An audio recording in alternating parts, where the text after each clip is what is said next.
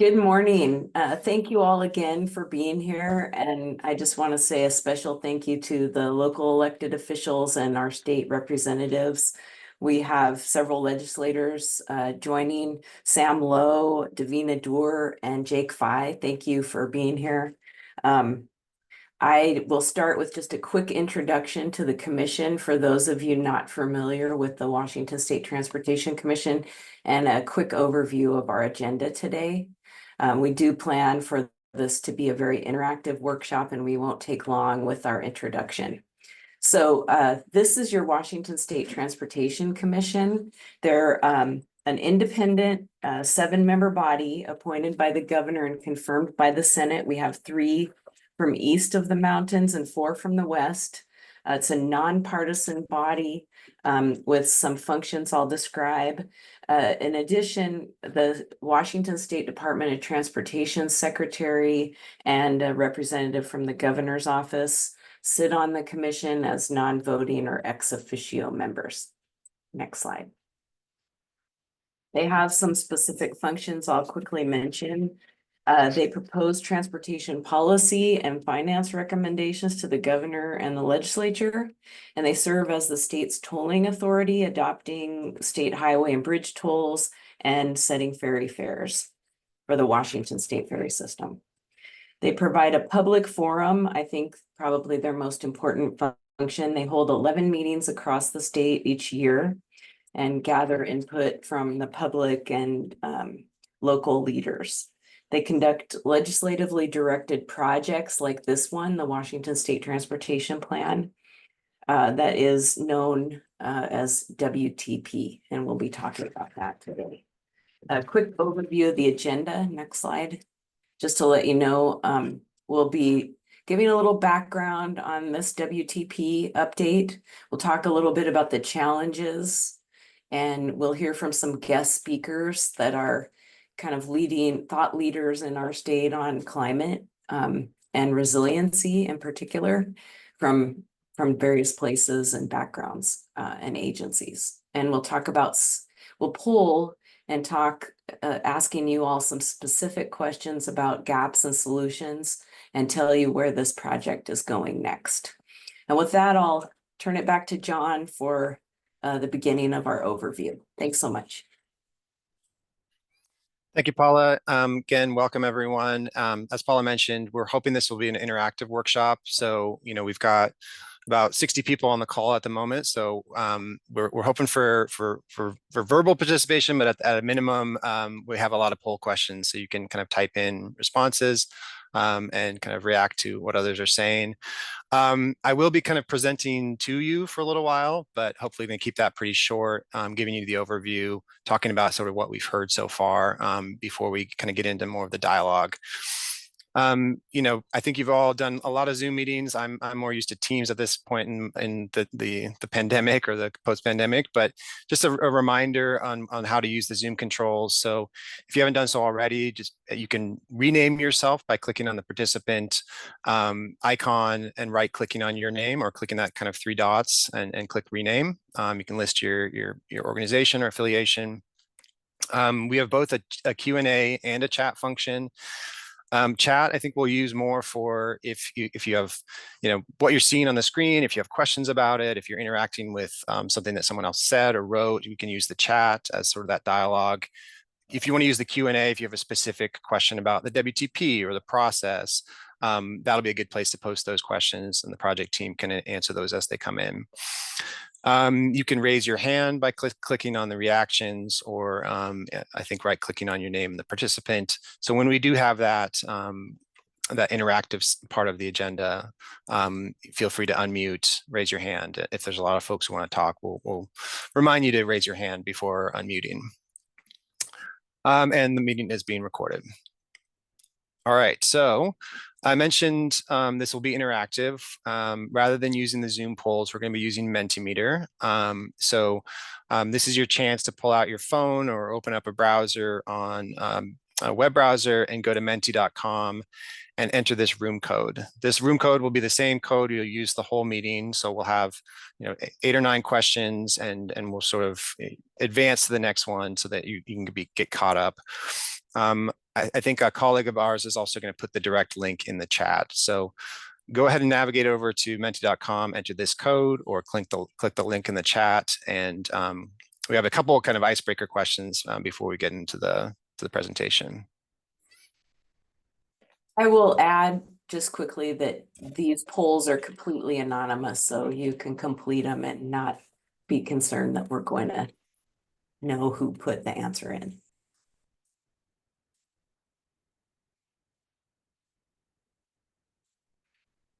All right, so the first question, this kind of pop quiz, testing your knowledge about warming temperatures.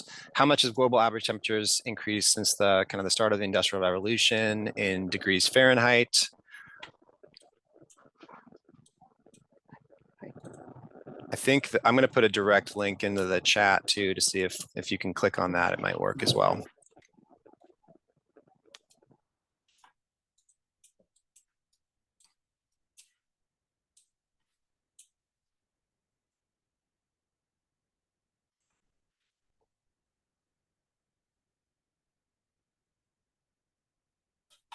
All right, give it another 10 seconds. You all can probably see the responses real time, but I will go to the next slide and see where we are in terms of the responses. So as of right now, we've got about 14 people saying 1.8 degrees, which is the correct answer, about 1 degree Celsius or 1.8 degrees Fahrenheit. So thanks for your participation in that quick icebreaker. A couple more icebreaker questions. One is, we want to know what your affiliations are. When you register, we have that information, but I think it'd be good to kind of show you all kind of the breakdown in terms of who's participating in this call today. So do you represent a public agency, either local, regional, or a state governmental agency? Are you part of the private sector or consultant? Do you work at a nonprofit or academia? Are you a member of the general public, or if there's something else we missed?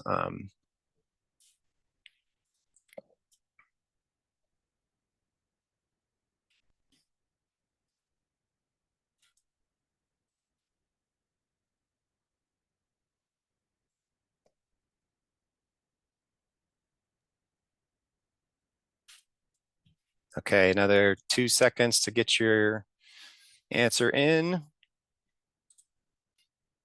It looks like a number of people have just joined. Just a reminder, the link to this polling is in the chat and the code is on the screen, 41399972. Thank you, Paula. Yeah, if you've joined late, that'll be the code for the whole meeting. You can use your phone or a web browser to access this poll, and we'll be using it throughout the meeting today. Anonymous polling. Yes, even the responses for the short answer or the long answer are going to be anonymous.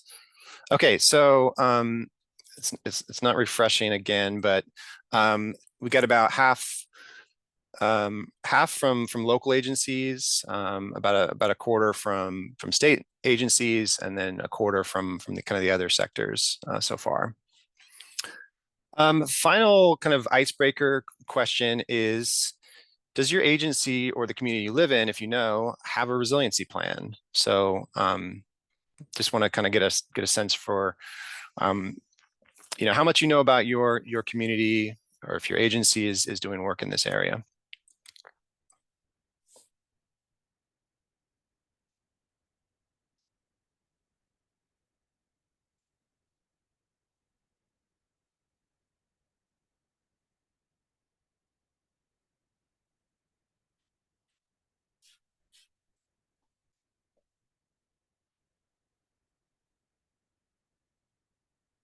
Okay, another 2 or 3 seconds.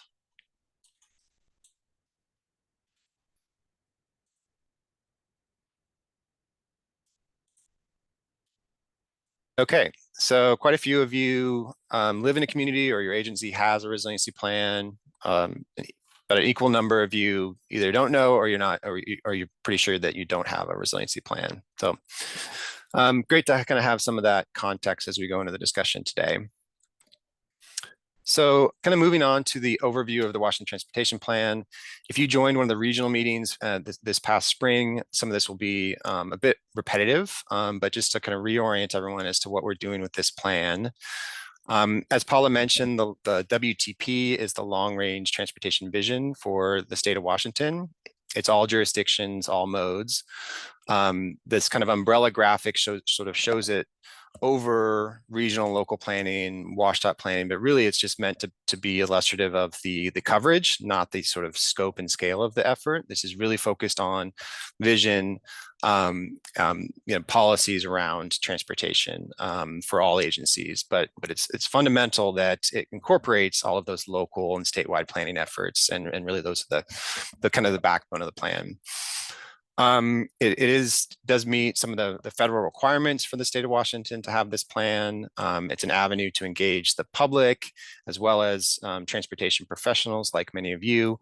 And it's an opportunity to bring together practitioners and coordinate across departments within the state, within local and regional agencies.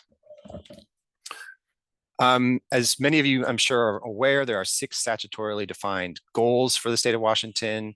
They're listed here.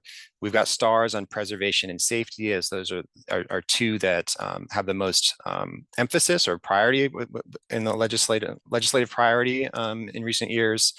But those goals are economic vitality, so ensuring that the transportation system promotes the prosperous economy. Preservation, really focus on extending the life of the transportation assets, safety and security of the transportation users, mobility both for people and the movement of freight and goods. Environment and health covers a lot of the things that we're going to be talking about today, quality of life, but also protecting the natural environment. And then stewardship, really ensuring that we're good stewards of state funds or of the public funds, that there's efficiency and effectiveness in how the system is maintained.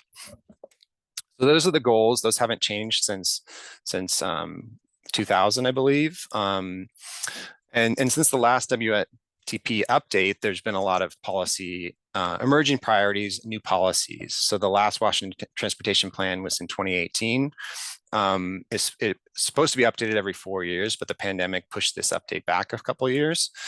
But you'll notice that there's these bubbles on the slide kind of show some of these emerging topics that I think preceded 2018 as well, but they become more apparent in some of the policy making and some of the talk around Washington State. So this update offers an opportunity to focus on those goals that I mentioned, and also apply a new lens to those goals and bring in some of these new and emerging policies and priorities. So we've talked about policy pillars in previous meetings, and these offer an opportunity to connect the goals to current legislative priorities as well as local priorities. So these 5 themes we'll talk a little bit about, or we're going to talk a lot about climate and resiliency today, can be used to better connect some of the goals to what's happening at the local level, what's happening at the state level in terms of policy. So sustainable funding, which we'll talk about next week, really long-term funding solutions adequately address current and future transportation needs, especially around preservation and safety. Climate resiliency, the transportation system that is resilient and helps mitigate and lessen the impacts of climate change. Connecting communities, really focus on closing network gaps, improving access to opportunity and quality of life, and I would add safety to that as well. Equity in movement, or equity in transportation, that the transportation planning investments support the inclusion of historically underrepresented communities. And finally, so those 4 we're going to have a topic focus meeting on, and transportation technology is sort of a means to an end, and it's really cross-cutting all of these themes as well. And so how can we use technology to help achieve these themes as well as the policy goals? So a quick overview of where we are in terms of the overall process. We kicked this off last fall. We had a phase 1 of the outreach, which we're sort of nearing the end of, that focused primarily on the challenges and opportunities. So I'll share a little bit about what we heard in the listening sessions and in the regional meetings in a minute. And then we transition into what we kind of hearing from you all into developing recommendations or new strategies for the plan. So purpose of today is to really dig into climate and resiliency and explore how the state is currently making progress, where there's the most work to be done, and really how the WTP can maybe help fill some of those gaps or bring different strategies together. So I have a few more slides before we kind of get into the discussion. So what we heard in some of the regional listening sessions, these are some of the themes that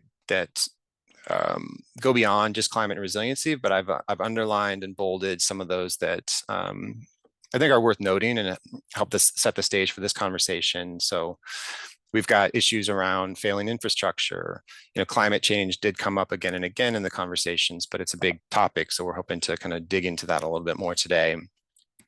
Workforce and transitioning into a new economy around electrification, maintaining connectivity where there are few alternate routes. So resiliency and redundancy in the transportation network and helping make sure that communities are connected during severe weather and other events. There are a lot of opportunities to collaborate. There's a lot of alignment in terms of the state and policy priorities around state and federal priorities around electrification and decarbonization and resiliency. Technology can certainly be a tool in the future to help address some of these issues. Working with utilities around electrification and certainly a cross-sector planning and collaboration is an opportunity. And a lot of areas to focus on sort of mode shift, helping develop new opportunities for residents and visitors to use transit, to use bicycle and pedestrian transportation to connect to car share and vehicular modes.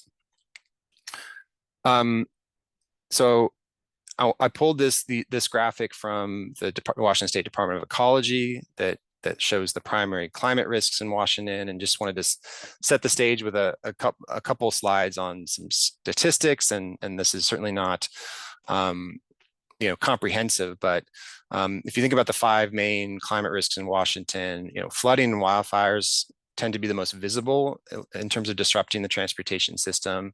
Certainly other factors lead to more long-term impacts on assets and transportation system. But in recent years in Washington, we've seen a lot of the flooding and wildfire impacts on the transportation system.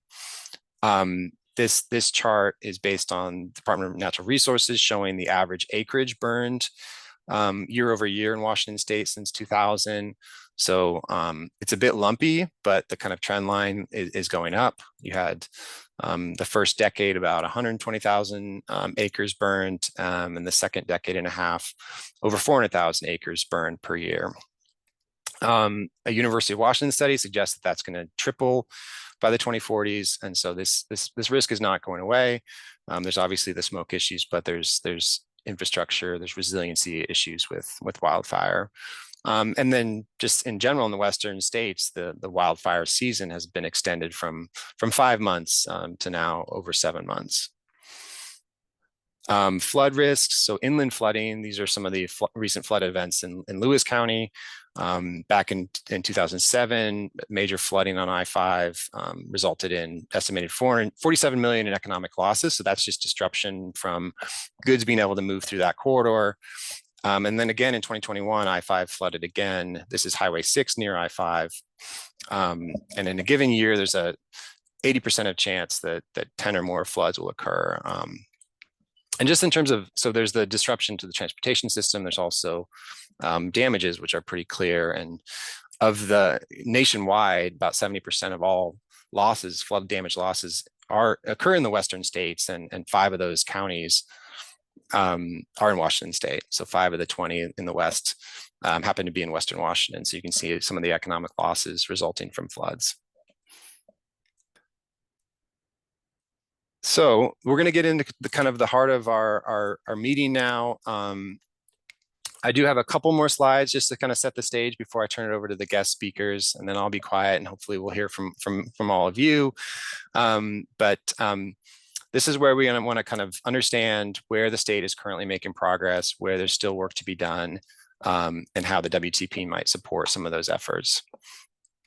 So these are my definitions of we say climate and resiliency. It's really kind of climate mitigation and resiliency or adaptation, right? So there's two different themes we're going to be talking about today. One is actually reducing greenhouse gas emissions through decarbonization, electrification, reducing energy consumption, shifting to lower energy consuming modes.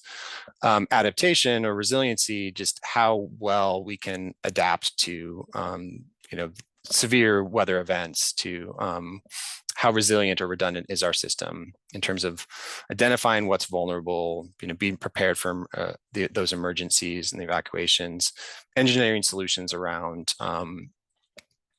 making assets more resilient, creating redundant routes. So this is not an exhaustive list, but just wanted to separate those two out. We'll be thinking about both mitigation and adaptation. There has been some progress underway, and we're going to hear from some folks talking about where their agency has been making progress. But the previous WTP did have some strategies under the environment and health goal and the safety goal that did focus on electrification and shifting to new modes, and some around adaptation in terms of emergency preparedness and resilience. But we think there's opportunity to add new and refined strategies to the WTP. As I mentioned earlier, the state of Washington has been doing a lot of work in this space, both in terms of policy, in terms of new funding, in terms of regulation. And there's just a lot of activities around it, the state of Washington in this space, and new guidance, new tools, and so on. And so we want to figure out what's been really working and where we can still help push the needle.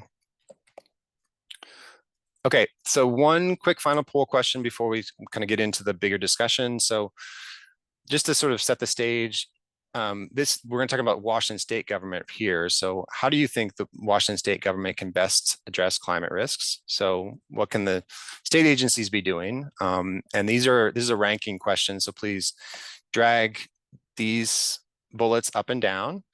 And then we'll have more time to kind of discuss short answers, long answers in terms of some of those key questions I posed. So take a minute, make sure you kind of drag your each of the options into the order of priority in your mind. If you're just joining, the link to the poll questions is in the chat. The code is 41399972, and you'll be admitted to make your choices for this anonymous poll. So I'll show you the real time. So we have 7 responses in. So please, set your ranked order and click submit.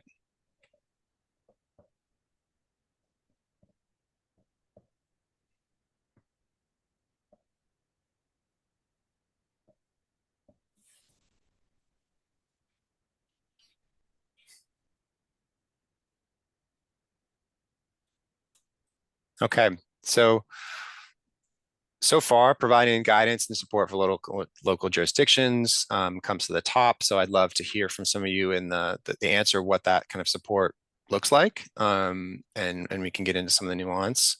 Policy and regulation, advocate for increased funding, specific projects, and then supporting collaboration. So keep responding. Again, this is not quantitative or anything, but it's good to kind of see, just generally speaking, what the priorities are. Okay, so with that, I'm gonna, I guess I can show the results as they stand currently. We're gonna spend about 10 to 15 minutes on just hearing from some of you all to set the stage for the conversation. So we have individuals from Cowlitz-Wahkiakum Council of Governments, from the Department of Commerce, from MRSC and WashDOT to share a few minutes just on their priorities where their agencies are making progress. And so we'll go from the top left in clockwise. So I think Bill Fashing, are you on from Cowlitz Wahkiakum? I am here. Welcome. There you go. Now I'm here. Hi, Bill. Hey there. Thanks for the opportunity to talk about some of these things. I think I'm going to hit more of the challenges than necessarily the significant progress we're making in some of these areas. I would like to throw out, John, as you were talking about wildfire as having various impacts, I would also say it's a huge economic factor as well on communities and regions. When we lose acreage to wildfires, schools suffer, and everyone else in our rural communities. So I hadn't planned on saying that, but I'll throw that out. Some of the biggest issues, you want me just to run with it, I assume? And Bill, if you could speak up, some Okay. audios work differently. Thank Okay, I'll try to speak more loudly. Some of the key issues we're facing are things that have already been hit to some degree, but periodic flooding is becoming more regular and more severe in many places. And for those of you that don't know, we're the Regional Transportation Planning Organization for a 5-county region of Southwest Washington. So we have coastal communities, we have I-5 communities, and so we're seeing these types of issues across all 5 counties. Erosion along rivers and shorelines seems to be becoming more frequent and in many cases much more severe. We're seeing over the last 10 years, we've seen an increase in sliding. Steep slopes are becoming less stable as we're seeing more rainfall. Most of those are impacting local and state roads more frequently and more often. Each of these factors that are impacting us are weighing heavy on maintenance cost for local and state agencies as we try to maintain the road system. The other thing I was going to mention, and it was mentioned a little earlier, is extreme heat. I've been reading a little more, haven't necessarily seen the impacts of it at this point, but certainly seen across the country issues where extreme heat is impacting our aging infrastructure. The expansion of steel due to the extreme heat is a concern locally, specifically on the Lewis and Clark Bridge. That bridge crosses the Columbia River. It's about 100 years old. It's a freight T1 corridor. It's handling significantly heavier loads than it was initially designed to handle. It's handling way more traffic than it was designed originally to handle. And we've seen some issues with steel and the integrity of the bridge, and concern it more so than maybe real issues, but over the last few years. And I think that's just going to get worse. And in the growing world where new projects are getting tougher to do, replacing a bridge of this magnitude, I'm really anxious on how we're going to get that done over the next 10 or 15 years. With the strains on and constraints on funding for transportation. The other thing I was going to mention is some of this flooding and other issues we're seeing is causing some significant challenges to local residents. If you get a state highway closed for a day or a couple days in a very rural area, there are some locations in my 5 counties where there are basically very limited, if any, alternative routes for people to get where they need to get for medical care or shopping or whatever it might be, work. So we're seeing more and more challenges with individuals not being able to get where they need to get without an hour, 2-hour, 3-hour detour to get around some of these flooding issues and slide issues. And that's becoming a huge issue from my perspective. If people cannot, in rural areas, cannot get where they need to, it's changing their lives and having a huge impact on day-to-day life. I think those were the key things that I was going to mention, and happy to answer questions or let the next person take it and run with it.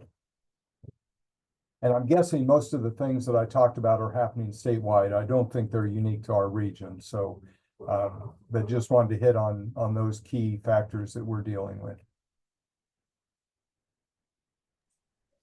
Thanks, Bill. Yeah, really appreciate you sharing that. And if there are questions, people can put them in the chat or raise their hand and ask them. And we'll have plenty of time for discussion of these topics as we move on today. So let's go to Department of Commerce. I think Michael Berman and or Sarah Fox may be on as well. Hi, John. My name is Pranjali. I'm a senior planner at Washington State Department of Commerce. So I will be going ahead and presenting some slides and speaking on behalf of our agency. Can Okay. you hear me? Yeah. Okay. Yeah, I can hear you. Yes. So you have some slides you want to share? Yes. Can I share my screen? Yeah, Isaiah, can you give access to Pranjali? Yep. Just sent her the invite to be co-host.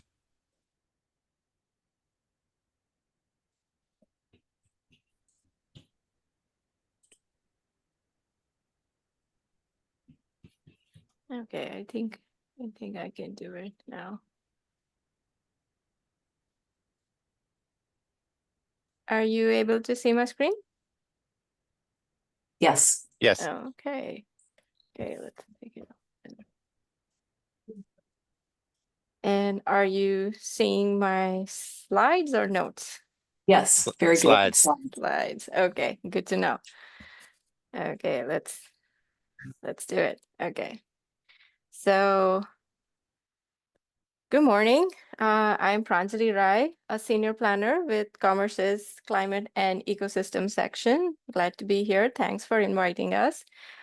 In this presentation, I will discuss our climate planning objectives and recommendations for local climate actions in transportation sector that the state can facilitate through its resources and policies. I will start off this presentation with the objectives of HB 1181 climate law that passed last year. I will then talk about implications of these objectives for the transportation planning and discuss our recommendations for local policies to build resilience and reduce greenhouse gas emissions in the transportation sector. I will close with some links to our resources for your reference to get more information related to our program and planning guidance for local jurisdictions. And I saw that there was great interest in resources for local government, so I hope this would help out some of it. Okay. First, a brief word from our agency. At Commerce, we strengthen communities through a portfolio of work that includes housing, energy, economic development, and planning. I work in the Climate and Ecosystem section, which is a part of the Growth Management Services unit, where we provide grants, guidance, and technical assistance to counties, cities, tribes, and others to promote smart community planning in compliance with the Growth Management Act. So last year, Governor Jay Inslee signed into law House Bill 1181. It added climate planning as a goal to the Growth Management Act, or the GMA, which, as you may know, is the state law that governs comprehensive planning in local jurisdictions of Washington.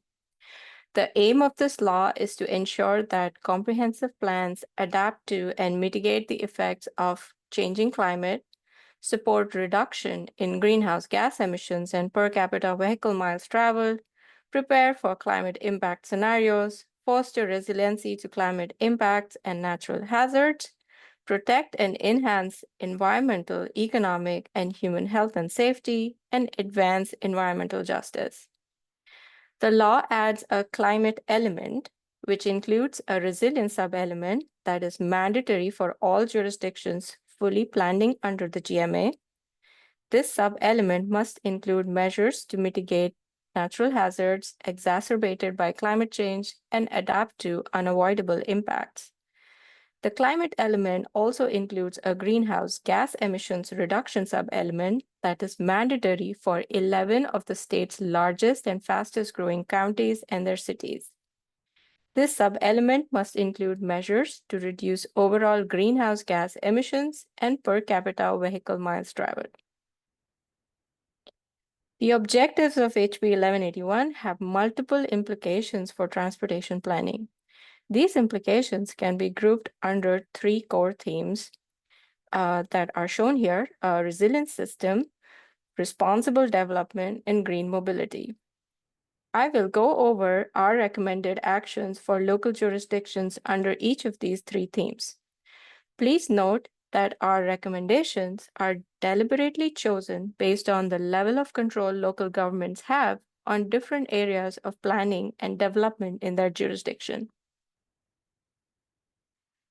So under the state law, climate resilience has been defined as the ongoing process of anticipating, preparing for, and adapting to changes in climate and minimizing negative impacts to our natural systems, infrastructure, and communities. Based on this definition, we recommend actions that specifically address improving resilience of transportation infrastructure. These actions are focused on preventing damage of the infrastructure from climate-exacerbated extreme events and planning for its expedited recovery as well as its continued operations when affected by such events. So these are a few action items that you can see that we recommend in our guidance for local governments.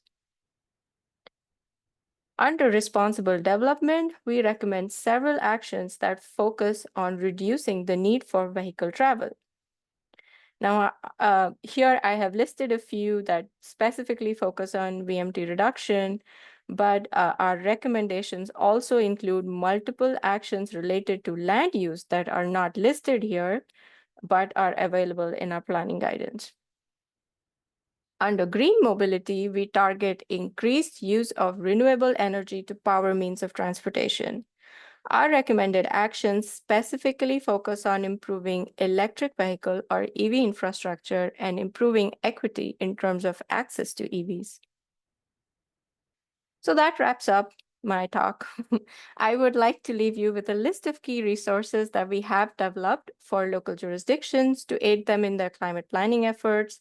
Please use the links embedded in the slide to access them. I would specifically like to point you to our menu of measures, which is an Excel spreadsheet with model climate goals and associated policies for local jurisdictions. Next month, we are also planning to launch the Climate Policy Explorer dashboard, which facilitates a less overwhelming policy search experience than the original Excel spreadsheet versions of our climate measures. This dashboard provides multiple criteria to better navigate more than 200 climate measures and more than 100 climate planning resources.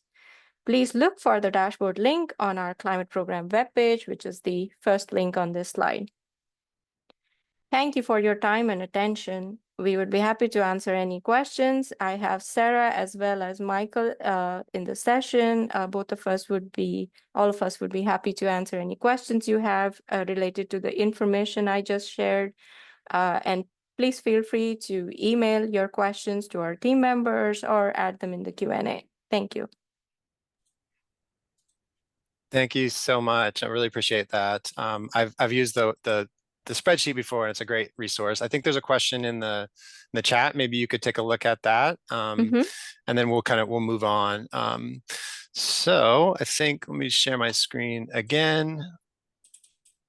Next up, we're going to go to Lisa Poole from MRSC. Yeah, you want to tell us a little bit about local jurisdictions and Sure. Take it away. Thank you for having me today. My name is Lisa Poole. I'm a public policy consultant at MRC, which is the Municipal Research and Services Center. And we're a nonprofit that serves local governments and special purpose districts across the state. And as you can see, we're celebrating our 90th year this year. So that's pretty exciting. We've been around a long time. So as a nonprofit that serves local governments, really, I just wanted to highlight some of what we've been doing in the climate realm over the past 2 to 3 years since I've been at MRSC, and what we're seeing from our customers, which are local governments. We have started hosting a quarterly climate peer network that gets about 40 to 60 attendees at every meeting, and we host a whole host of topics from transportation to buildings, and that's really been interesting work for us. We also host 2 climate webinars a year, and that really includes a broader audience. We have about 200 to 300 attendees for every climate webinar that we host. We're planning on hosting one in October on the intersection of health and climate with the Department of Health.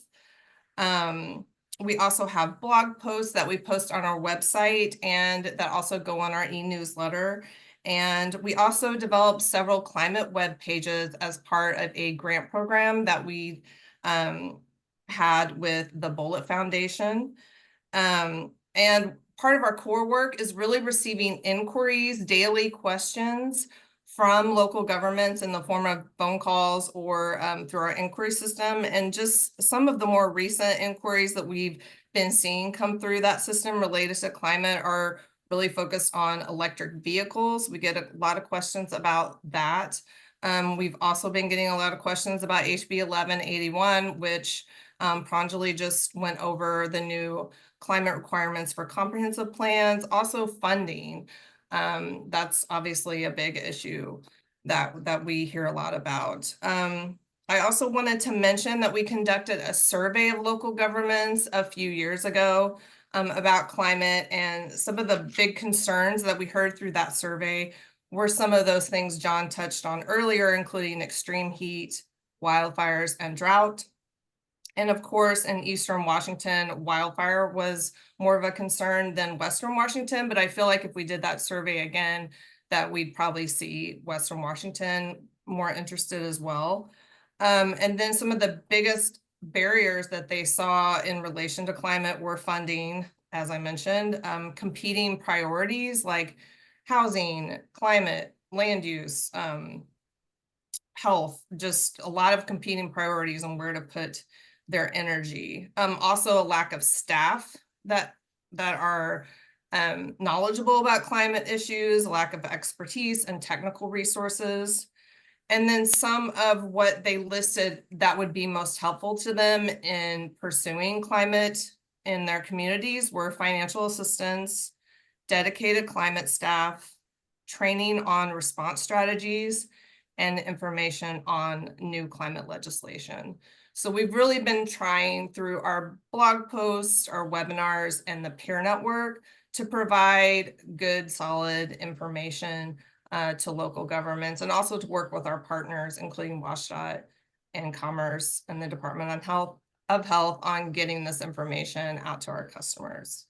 And I would also say that we're also really trying to focus on the integration of land use, transportation, and environmental planning through these resources, providing that multi-pronged approach of transportation options, good land use planning, and also electric vehicles. That's part of the solution as well.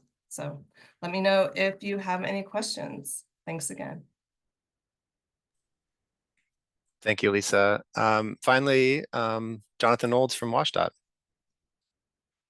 Thank you, Jonathan Olds. I'm the branch manager of our newly formed Climate Mitigation and Adaptation branch at WSDOT. We've been thinking about these issues a lot. And I'm going to speak to it probably at a higher strategic level rather than at the community level. This last year, we completed the carbon reduction strategy for transportation. And as part of that, we did some analysis on how far we're getting with our current policy and where are the gaps. And so I'm going to first speak to that. And then I'm going to follow up focusing on the resilience part of it in terms of what WSDOT sees as the priority areas for the agency moving forward on resilience. Yeah, the analysis that we did this last year suggests that we're going to make good improvement through the electrification efforts, policy, and investments that are going on, but they're not going to get us to our state targets if you look at our state targets in a proportional way for the transportation sector. And so more work needs to be done. What does that look like? Where does that focus need to be? To the extent we can, we need to accelerate the electrification. And in particular, in the near term, we need to put more emphasis in the medium and heavy duty short haul. Really looking at what's the infrastructure we need to build out there to support that and get those fleets transitioning. In the long term, part of the challenge is fleet turnover. And with light duty vehicles, the policies we have in place will make a significant progress on that. On the heavy duty side, less so. And so adopting something similar, equivalent to California Advanced Clean Fleets legislation is almost necessary to get to our 2050 goals in the transportation sector. So that's on the electrification side. Electrification and conversion to zero emission fuels is still not going to get us to our targets. We need to employ other strategies. And so, the state's energy strategy also identifies transportation efficiency as a critical element to that. And that includes, reducing trips where they're not needed, providing access where we can so that people don't need to take extra trips, or moving people more efficiently through other modes. More investment needs to go in there. And there's a gap in our strategic framework right now around that efficiency work. There's a need to update what our state efficiency targets are. We're using VMT per capita as kind of the surrogate metric for that. The current value doesn't provide a lot of benefit to the state in terms of planning and trying to meet our state greenhouse gas goals. So that needs to be updated. To update that, there's some policy analysis that needs to go on, and coming up with a preferred strategy in terms of where those investments need to go, whether it be the local communities in building out active transportation networks, or how we build out transit networks and other alternatives. So strategic work that needs to go on there to maximize what we can do in terms of VMT reduction and reducing our emissions from that sector. This would also support the work that Commerce is doing through the Growth Management Act, and give us a clear direction as far as how far we need to go in terms of those types of investments. In the near term,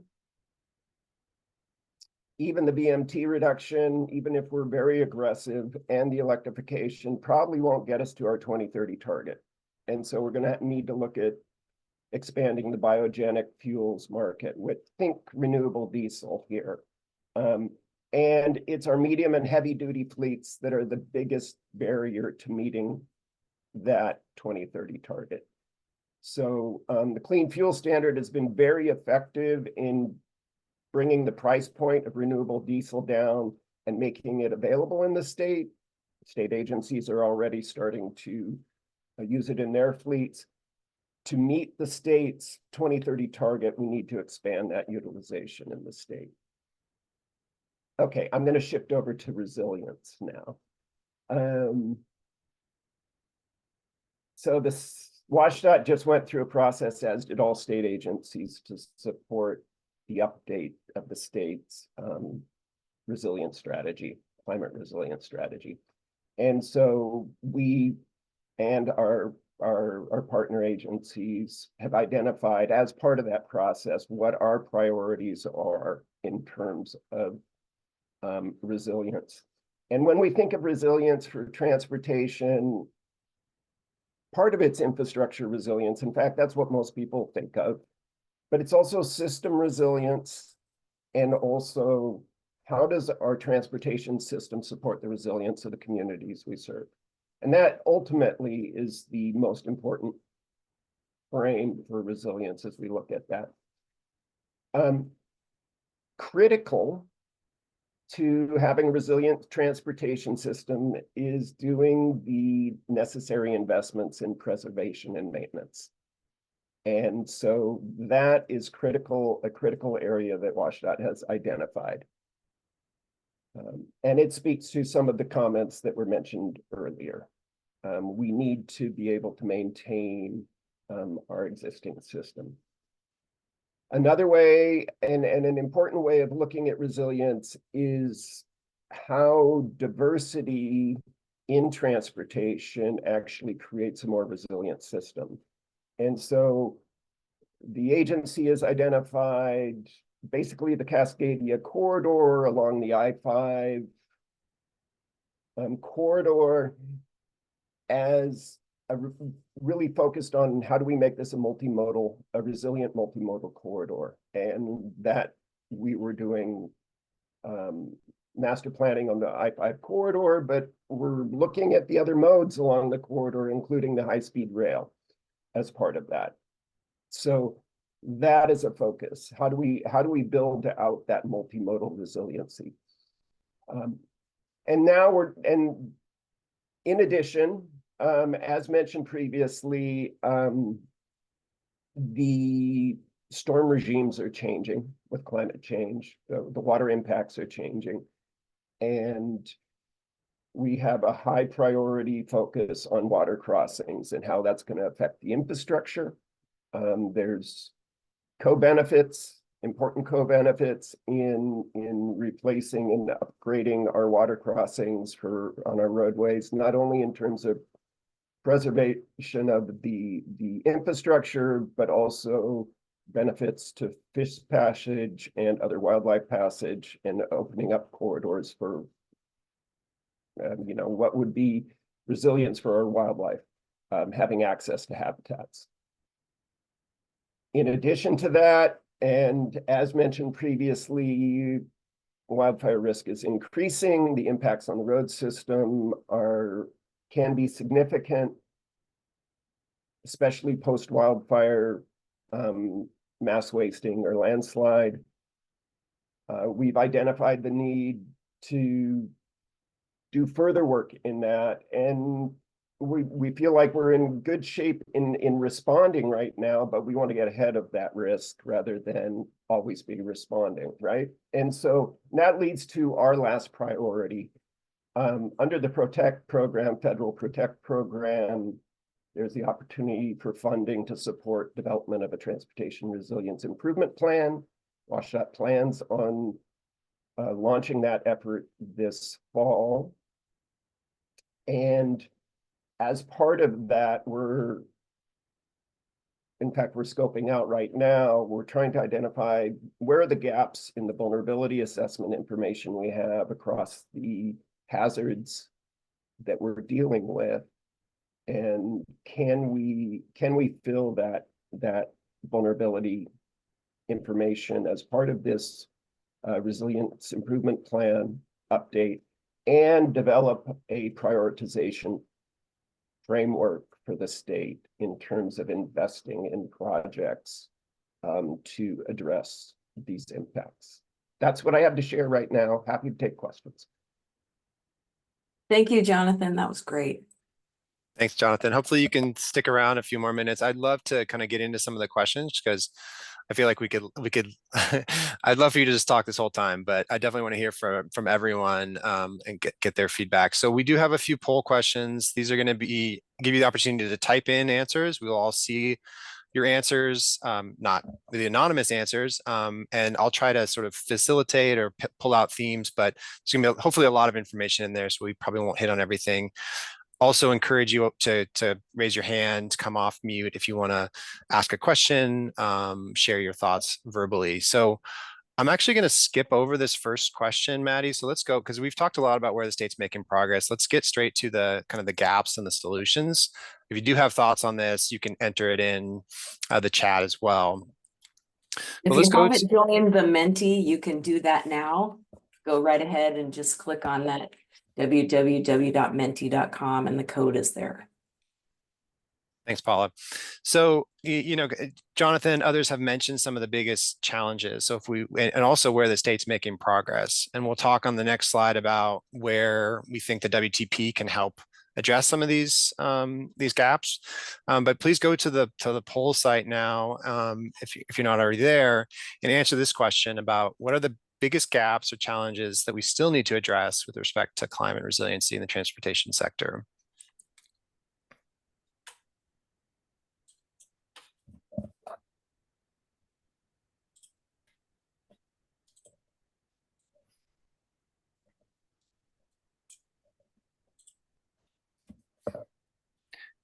So I'll share my screen and kind of scroll down this, but as more answers come in, it's going to get, you should be able to scroll up and down yourself. So already a lot on public transportation, you know, kind of focusing on the mode shift. Funding for local implementation plans. Someone mentioned earlier in the chat that there may be a lot of agencies that have resiliency plans, but they're not being implemented. So what are the other gaps about, is it just funding? Are there other gaps to implementing local and Regency resiliency plans?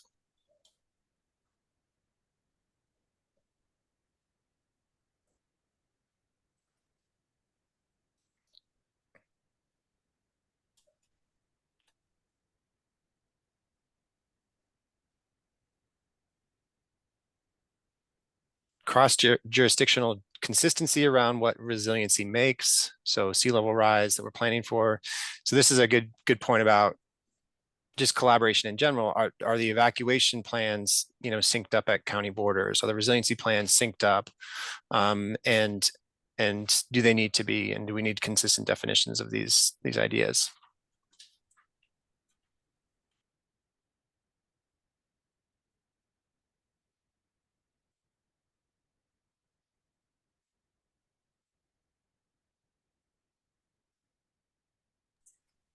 We've got some sort of more of the social sciences, so acceptance of technology, range anxiety, you know, convincing people to shift to other modes,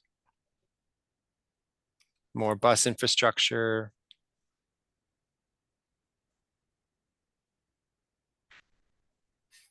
So anything that you've put in here that you want to come off mute,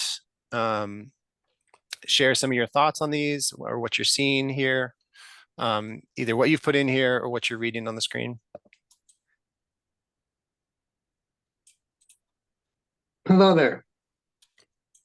Nicholas. Yeah, sorry about that. I can't figure out where the reaction button is to raise my hand. A couple of points here. First of all, my name is Nicholas Backman. I'm out here in La Crosse, Washington, which is a remote town along Highway 26 in eastern Washington. Earlier, we had someone talk about temperature changes to the infrastructure. We have had some road heave here on some 60-year-old sections of concrete, Highway 195 by Roselia, where they have ground down the roadway over the years in order to smooth it out. It's that left thinner sections of concrete. So we might have to plan on replacing some of these thinner sections of roadway that have been ground down over the years. Evacuation is top of mind, especially with the upcoming Biden administration's breathalyzer mandate on all new cars and trucks. If we have some people having a beer or two and all of a sudden there's a level 3 evacuation, well, I think we're in trouble. So we might even have to evacuate some of these drivers as well. I come to you today wearing multiple hats. I'm a member of La Crosse Community Pride Development Organization. The word pride's changed a little bit since we were formed, but we took our town that had died with our bank had went out of business, the grocery store closed and everything. We revitalized downtown. I'm also a member here today because I'm on the, excuse me, I had a plan for a bus to connect Pasco to Pullman, stopping in La Crosse, giving us some intercity bus connectivity. That got made a final report in 2019 to be derailed by COVID. I am now on we have a study advisory group looking at expanding the intercity bus network, something that people around the state want to look into, because that plan will be wrapping up this December. So I know that's a whole lot all at once, but and the last point would be EV detours. We talk about roads being closed. Well, two more points: roads being closed and people having to make these detours. I think it'd be important to make sure we have at least some form of charger, whether it be level 2 or something on these detour routes. And as I mentioned earlier, La Crosse sits on Highway 26, which is a major cross-state highway. Unfortunately, our electrical grid will not allow us to have a level 3 charger. The best we can do is level 2. So where they are going to try and put a level 3 in Othello, but currently some people, I've been reading comments online, they actually detour all the way along I-90 to Spokane, then down to Pullman when traveling from Seattle, which means that we lose out on these travelers in order to shop at our stores. I apologize for jamming everything all at once, but I want to get around to other speakers, and thank you very much. Thank you, Nicholas. Yeah, that's the first I've heard of the kind of just redundancy in the charging network. You think about electrifying I-5 or some of these big corridors. So it's really good to have that point about you've got evacuation routes, which may be not used very often, but as a redundancy, you need the kind of the charging infrastructure disaggregated to make sure that that's being accounted for. Other thoughts on what we're seeing here? A lot around kind of new modes and connectivity. Let's go to Arvia and then Larry. Hi, yes. So I'm all for, EV cars, but they do weigh a lot more than regular cars. And that will, I mean, is that part of your analysis, is especially trucks? I mean, they're incredibly heavy and will really beat up the roads a lot more than what we have now. So I'm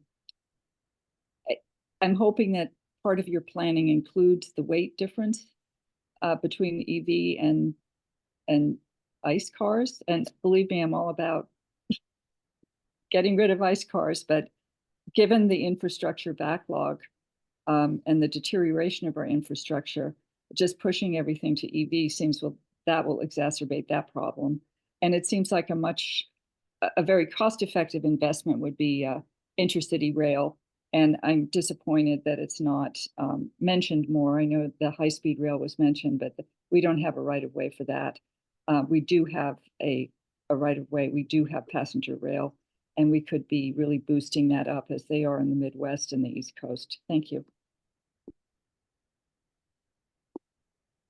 Thank you. Yeah, I think maybe Jonathan, maybe someone else wants to respond to. So we're not doing actual analysis on EVs. I mean, I know there is work around that space and that's certainly a great point about the battery size and the weight, and is it going to be a 1-for-1 replacement in terms of a heavy duty truck? So I think there's a lot of work that needs to be done around that. So if others want to chime in, please do. Let's go to Larry, and then we can respond in the chat or jump off mute to respond to Arvia's question. Thank you. Can you hear me okay? I hear Nicola. No, there you are, Larry. I thought I saw. Well, I saw Paula nod, and hi, Paula. Yes, I hear you Blast from now. the past. Hi. Okay. So I put in that sort of two-parter comment. It's like 1/2 and then 2/2. So just to kind of demystify that a little bit. But it to me, it's our land use patterns lock in our mobility, or our land use decisions lock in mobility patterns. And then it's very difficult to then back out of that and make change, right? Because if you have land use that's low density, sprawling, et cetera, and then everyone is dependent on cars for getting around, well, good luck getting people to make changes in their behaviors, their travel patterns, or in policy decisions when you have a bunch of voters who are like, no, don't cut off my access to cars. Nothing else works. We can't have transit. I live outside a transit service area, et cetera. All those things become intractable problems. And the way humans organize ourselves generally, we have these departments at the state level and agencies within local governments, and they're siloed. These responsibilities of land use regulation, and transportation planning and frankly other important issues. They're all siloed in different agencies or departments, and we need to try to break down those barriers and get some cross communication and cooperation just to kind of facilitate any change, I think. And just a quick cultural reference, if you harken back to, I don't know if this is back to the 70s, but Paul Ehrlich and friends are discussing this I equals PAT formula, the impact equals population times affluence times technology. I was always blown away that it wasn't, that they did not acknowledge the role of policy. It should be IPPAT, not IPAT, because it is conscious policy decisions for our land use patterns and then the resulting transportation planning decisions. And it's going to take policy to get us out of there. So that's why earlier I rated that very highly. And thank you very much for the time. Thank you, Larry and other speakers. I just wanted to say, you know, after we heard from the guest speakers, I was thinking, we hope that WTP, being a plan for all modes and all jurisdictions, can kind of bring these ideas together and increase the collaboration across the existing silos to a greater degree.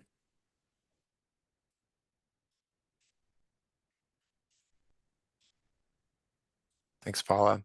Other thoughts on what you put in here, what you're seeing on the screen? So I know some of these are going to get into solutions as well. So we'll have another slide to talk about that in a minute. But other big challenges or gaps where the state's not making enough progress at the moment. Yeah, Stephen. Can you see me and hear me? Yes. Okay, so I live in a little town called Tico. It's on the east coast of Washington, or the east side of Washington. And our biggest problem right now is winter with the snow, and a lot of it is Highway 27, which goes through our town, gets drifted shut sometimes due to the large snow mass. And so if we can kind of direct some funding or something into making that route more passable in snow, or even addressing the lack of shoulder on that road, be great in my opinion. Right now, there's not really a shoulder through probably 80% of it. So that's my input. Thank you. Thank you. Appreciate you joining today. Hello again. Nicholas? Yeah, hi there. In regards to 27, yes, they do drift shut. Maybe some investment in snow fences might help, because oftentimes this is wind-driven snow more so than actual snow dropping. And then back real quick to what I was saying about reduced electrical infrastructure to the point where we can't do a level 3 charger in the town of La Crosse. We are actually surrounded by wheat fields, so is Tico. And oftentimes these farmers are driving, the grain trucks they drive to market are from the 1950s, 60s, 70s, and 80s, because they only use them for a couple times a week, a couple weeks a year, and they're done. So trying to get those medium duty trucks over to electric could be a challenge. One, because of the lack of electrical infrastructure to serve these charging stations at the individual farms, along with the actual cost to get a new vehicle that's only used for a few weeks each year. Just thought I'd throw that in there, especially about the snow fences and Highway 27. Thank you, Nicholas. Other reactions to this question before we move on to the potential strategies and solutions?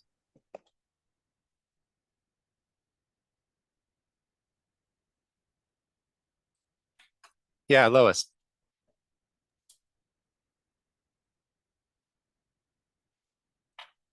Lois, can you hear me? You're still muted if you, maybe it was an accidental hand.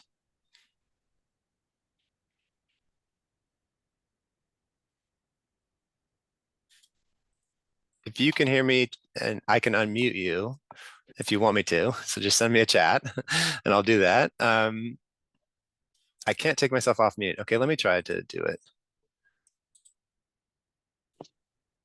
I can ask to unmute.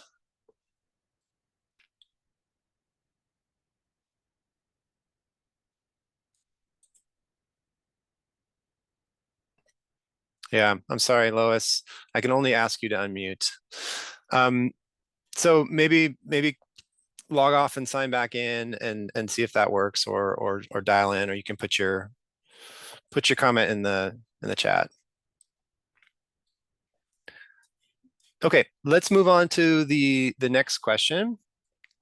So we've talked a little bit about solutions already, but I really want to use you all as a resource to really think about the WTP and how we can use the WTP to address some of these gaps and challenges. So we really want this plan to be useful to you all at the state level, you all at the local level.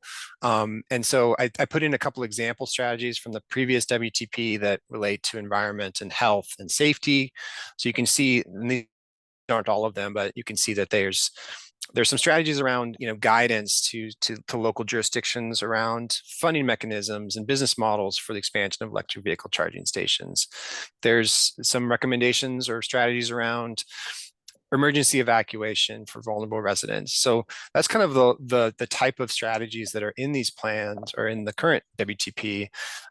Just love for you to share your thoughts on, what strategies do we really need to include in this plan to help advance some of our climate mitigation and resiliency needs.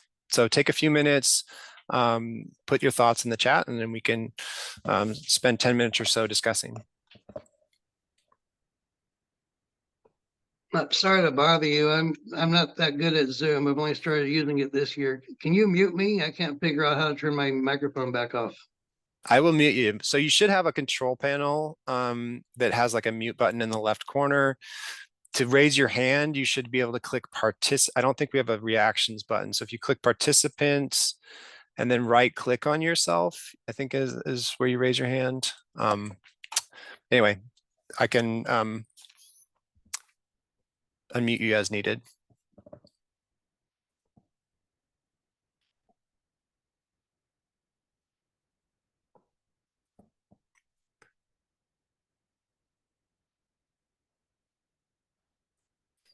Okay, so a good idea on looking into what Minnesota's doing in terms of transportation projects and related VMT and GHG impacts.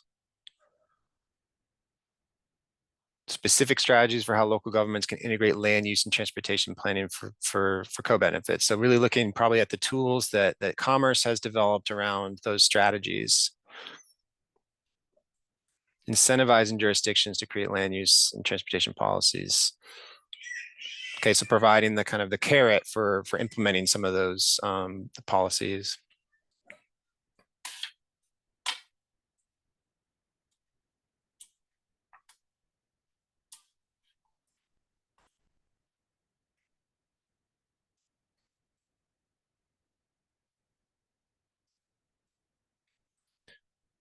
So, not just electrification, but also electrify plus switching to other modes.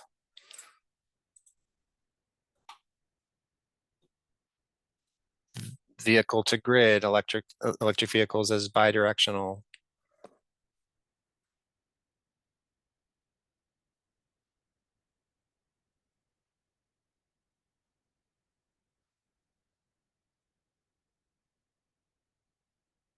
Recognizing that rural and urban are different. Also stop focusing on roadway capacity.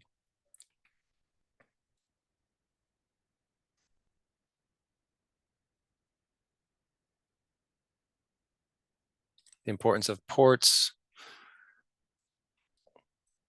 as kind of a lifeline, emergency asset. More on encouraging fully connected multimodal networks.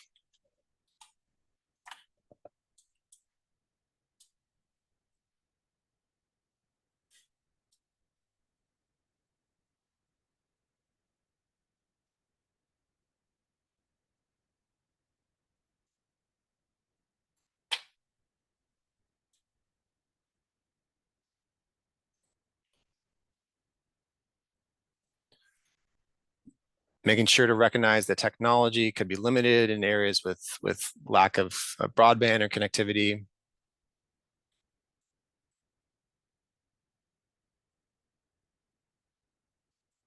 Okay, these are great. You know, obviously a lot of them relate to either guidance or funding and related to specific needs at the local level, at the state level.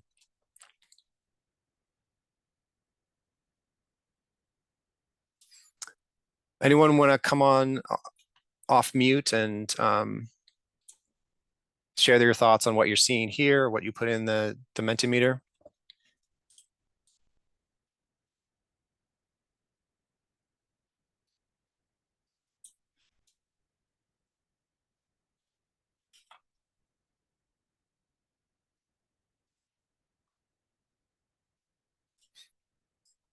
Maybe framed a different way. You as a local jurisdiction or as a state agency, you know, you pick up the Washington Transportation Plan. How does it help you do your job in terms of the goals that you're trying to achieve?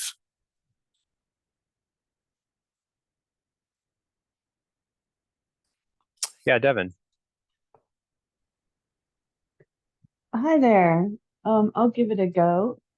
So I am a parent. I don't have any formal training in any of these areas, but I have been reading a lot about it. And one thing that I feel is seems to be overlooked in a lot of these discussions is the potential for electric vehicles as power sources. They're basically large batteries on wheels and can solve a lot of the problems that I heard mentioned in the previous section. For example, they can actually provide mobile charging to other EVs.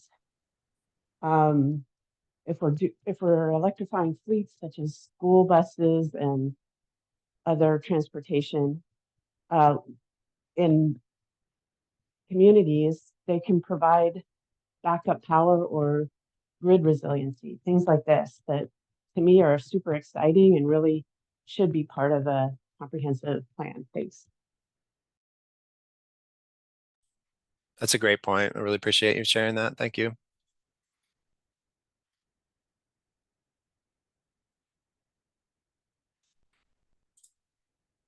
Other thoughts on how this WTP can, you know, new strategies we may want to include in this plan to help advance the state's resiliency mitigation goals?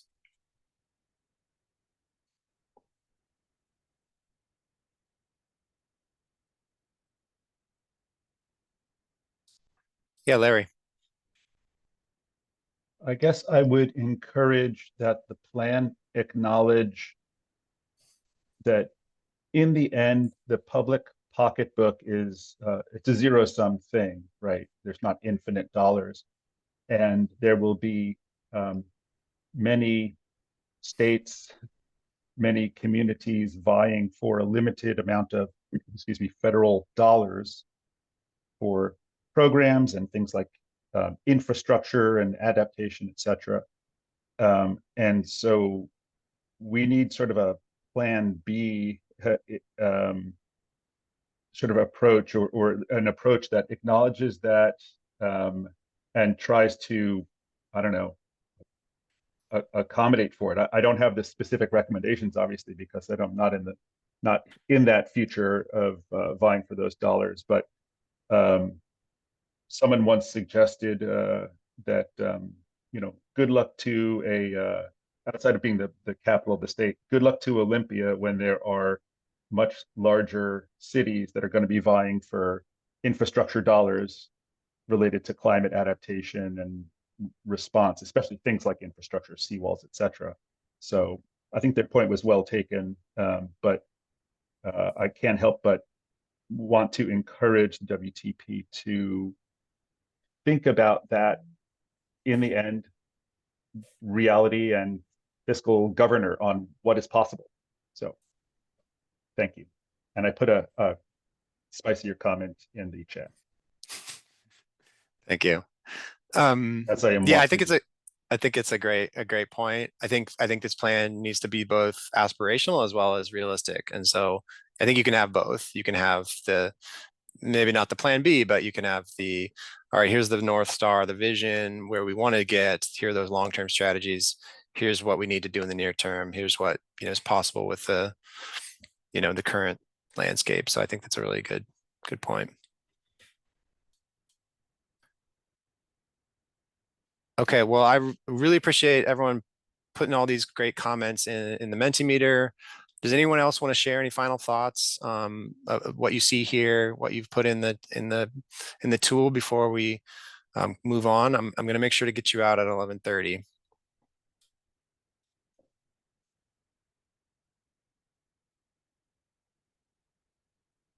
Okay. Well, we do have one final Mentimeter question, but I'm just going to leave that with you, and we can probably leave it open. So if you want to go to the next slide, which is there anything else you want to share about the transportation plan? Type it in here. We won't go over this as a group. You can also email them to me or Paula Reeves. But I wanted to talk a little bit about next steps for just 1 minute. So we have additional topic focused workshops. There are 3 more that focus on 3 of the other policy pillars. Next week is long-term funding. The following week is connecting communities.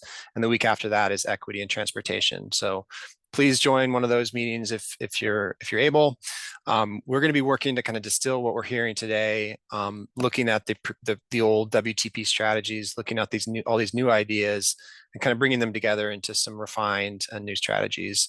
So we'll put together those draft strategies, share them with the legislature as well as other state agencies, and you all will get a chance to provide feedback on those as well.